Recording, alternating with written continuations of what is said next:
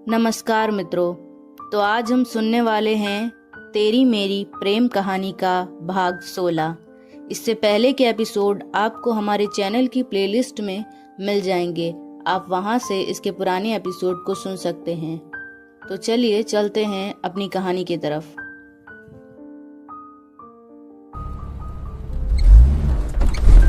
सिद्धू को जैसे ही एहसास हुआ कि बिट्टू ने उसे कार से दूर धकेल दिया है, वह तेजी से खड़ा हुआ और बिट्टू की ओर देखा। बिट्टू कार के सामने जमीन पर सिर पकड़कर बैठा हुआ था। सिद्धू भागकर उसके पास पहुंचा और चिंतित होकर बोला, "तू ठीक तो है ना?" सिद्धू की आवाज सुनकर बिट्टू को जैसे होश आया। उसे लगा कि उसका खेल खत्म हो चुका है, पर जब उसने आंख खोली और सिद्धू को देखा तो उससे धीरे से कहा, हाँ मैं ठीक हूँ यार। सिद्धू ने भी यह सुनकर एक राहत की सांस ली और उसी तरह झुके हुए स्वर में उसके कान में फुसफुसाते हुए कहा, अब जब तू अपने मन का करे ले हो तो सही से एक्टिंग करो, वरना यू कार वाला तो इका इग्नोर मार के यहीं से चला जाई। ये सुनकर बिट्टू भी तुरंत दर्द में होने की एक्टिंग करने लगा और चिल्लाते हुए बोला, हाय मैं मर गया, मैं बर्बाद हो गया, अब मेरे घर वालों का क्या होगा, अब मुझे कौन नौकरी देगा। वह रोने की पूरी कोशिश कर रहा था, पर उसके चेहरे पर आंसू की एक झलक भी नहीं थी। उसे देखकर साफ कोई बता सकता था कि वो नौटंकी कर रहा है।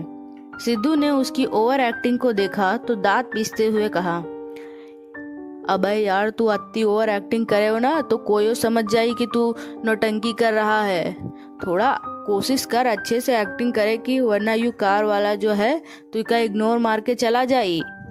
बिट्टू ने ये सुना तो थोड़ी अपनी एक्टिंग में जान डालने की कोशिश करने लगा और अपने आंखों से आंसू निकालने की कोशिश करने लगा। तभी कार का दरवाजा खुलने की आवाज आई। सिद्धू भी अचानक जोर जोर से चिल्लाने लगा, हे भगवान हमारे भैया के साथ ई का हुई गवा, अब ई का हुई। कार से एक लड़की बाहर निकली। उसने दोनों को देखा और कहा, सॉरी आपको ज्यादा चोट तो नहीं लगी? मैंने कार को ब्रेक सही समय पर लगा दिया था।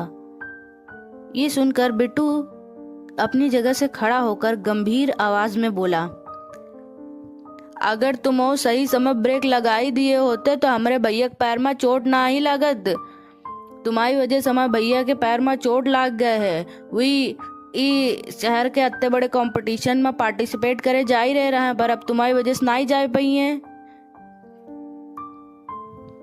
लड़की जो कोई और नहीं बल्कि अंकिता थी, बिट्टू को देखकर बोली, आपकी चोट पर जो भी खर्चा होगा मैं उसे देने के लिए तैयार हूँ, लेकिन प्लीज कार के सामने से हट जाइए। बिट्टू ने उसकी तरफ देखा और दर्द में होने की एक्टिंग करते हुए विनम्रता से कहा, हमें पैसे नहीं चाहिए, हम खुद कमा सकते हैं। अगर आपको हमारी मदद ही करनी है तो हमें आगे तक छोड़ दीजिए। अंकिता ने ये सुनकर तुरंत मना कर दिया और तीखे लहजे में बोली, नहीं बिल्कुल नहीं, तुम जैसे लड़कों के लिए मेरी कार में जगह नहीं है।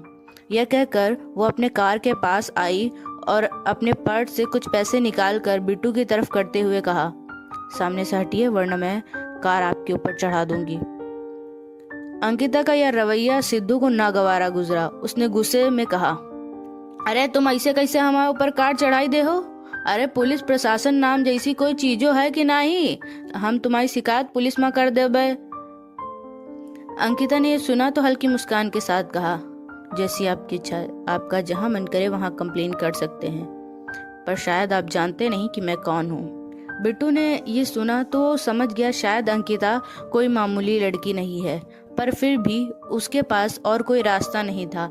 इसलिए वह दर्द में होने की एक्टिंग करते हुए विनम्रता से बोला, देखिए मैडम, आप कौन हैं इससे हमें कोई फर्क नहीं पड़ता, लेकिन प्लीज हमारा अभी कहीं और पहुंचना बहुत जरूरी है। अगर आप हमें छोड़ देंगी तो बहुत बड़ी मेहरबानी होगी, और वैसे भी मैं अब चलकर जा नहीं सकता और इसकी वजह सिर्फ आप हैं। इस बीच सिद्धू का गुस्सा और बढ़ चुका था। उसने फोन निकालकर वीडियो बनाना शुरू कर दिया और धमकी भरे लहजे में बोला, अगर तुम हम लोगन की मदद ना ही करियो तो हम तुम्हारा यू निर्दयी बर्ताव सोशल मीडिया पर डाल देबे। हमारे और हमारे भैया के लाखों चाहे वाले हैं, तुम्हारी औकात अभी 2 मिनट में दिखाई दे हैं। अंकिता ने सिद्धू की ये बात सुनी, पर उसने सिद्धू को इस तरह इग्नोर किया जैसे वो यहाँ पर है ही नहीं। उसने अपनी कलाई पर बंधी घड़ी की ओर देखा और बिना किसी भाव के कहा, ओके, पीछे कार में आके बैठो, मेरे पास तुम जैसे लोगों से और बहस करने का वक्त नहीं है। यह कहकर वह अपने कार में आकर बैठ गई।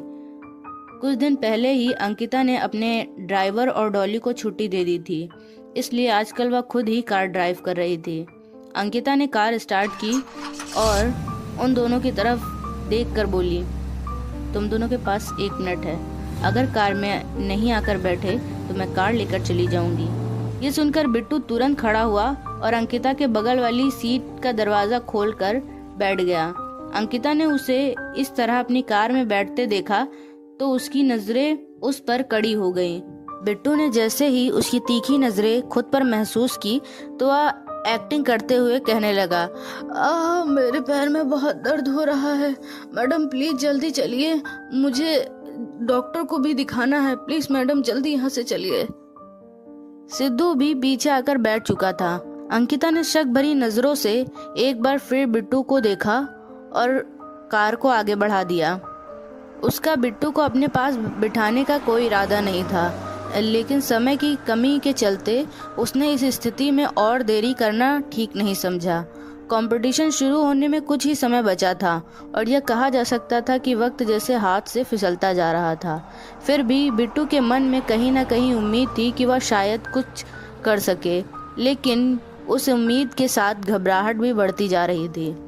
कार में पीछे बैठे सिद्धू ने जब बिट्टू की घबराहट को देखा तो उसे प्रोत्साहन देने के लिए मजाकिया अंदाज में बोला, वैसे भैया जी कंपटीशन में तुम खाना पकाए जा ही रहे हो, वही माँ खाना निरीक्षण करे के लिए भी तो कुछ लोग आइए, तो वही भैया कैसे दिखत हुई हैं? सिद्धू की बातों में शरारत साफ झलक रही थी, इसलिए बिट्टू ने भी मुस्कुराते हुए कहा, अरे यार, इस बारे में मुझे तो ज्यादा कुछ नहीं पता, पर मेरे ख्याल से कोई दुबले पतले या लड़की तो नहीं होगी जज, कोई मोटे ताजे हट्टे कट्टे पहलवान जैसे लोग होंगे जो 2 दिन का खाना 1 दिन में खा सकते हैं।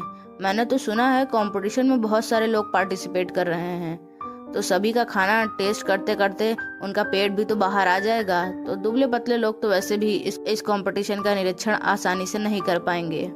बिट्टू की बातों में थोड़ा मजाकिया लहजा था, इसलिए सिद्धू उसकी बात पर ठहाके मारकर बोला, हाँ भैया, हमको लगा था तुम सही कह रहे हो, वैसे लोग गई हैं जिनका शरीर आज पहले उनका पेट उपस्थित हुई जात है। खाना चकत अगर कोई पूछ लेवे कि कैसा लग रहा है तो कहेंगे अभी नहीं बता सकत, खाना पेट तक पहुँचे नहीं, थोड़ा वक्त लागी।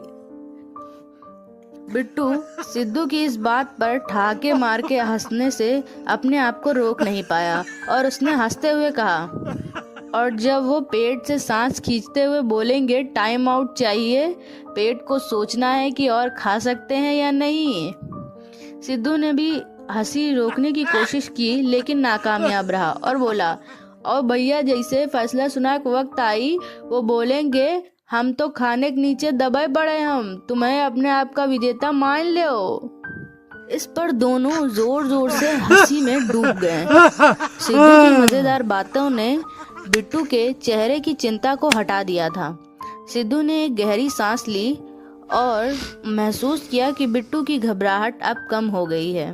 बिट्टू और सिद्धू की ये बातें कार में बैठी अंकिता भी साफ साफ सुन रही थी।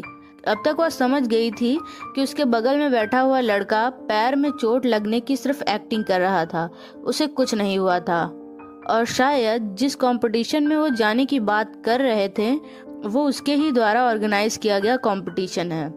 लेकिन इस समय उसे कुछ भी कहना सही नहीं लगा। उसने कार को कंपटीशन वाली जगह पर लाकर रोक दिया और फिर बिट्टू की ओर इशारा करते हुए बोली, आउट। ये सुनकर बिट्टू थोड़ा हैरानी से अंकिता की ओर देखने लगा। अंकिता के चेहरे पर सख्ती दिख रही थी। कुछ पल के लिए बिट्टू घबरा गया, पर जैसे उसे कुछ समझ में आया उसने पलटकर खिड़की से बाहर देखा तो वह जल्दी से कार से बाहर निकल गया। अंकिता ने कार स्टार्ट की और वहां से निकल गई। उसके जाने के बाद बिट्टू ने एक गहरी सांस ली और खुद से कहा, कितनी खतरनाक लड़की थी, ऐसे देख रही थी लग रहा कच्चा ही खा जाएगी। तो दोस्तों, हमारा आज का चैप्टर यहीं पर समाप्त हुआ। पर जाने से पहले मैं आप सभी के लिए एक सवाल छोड़ जाना चाहती हूँ। क्या लगता है आपको कि बिट्टू इस कंपटीशन को जीत पाएगा? जानने के लिए सुनते रहिए तेरी मेरी प्रेम कहानी। मिलते हैं इसके नेक्स्ट चैप्टर में।